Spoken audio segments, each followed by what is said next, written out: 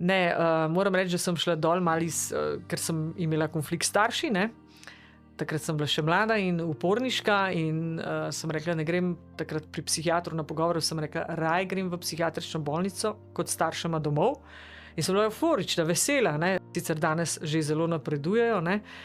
Ampak tam je bilo takrat tak sistem, da si mogel tablete vzeti, če hočeš ali ne.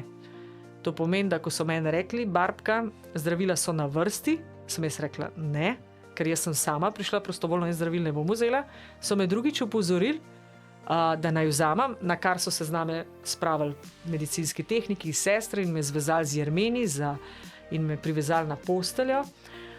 To je bila kar huda izkušnja, no. Ker sem zavrnila zdravila. In potem sem to sem jaz večkrat videla tudi pri drugih, ko so zavrnili. Spomnim se več teh psihiatrov, kako so obkolili človeka in medicinskih tehnikov in to je bilo meni to kar srce stisne.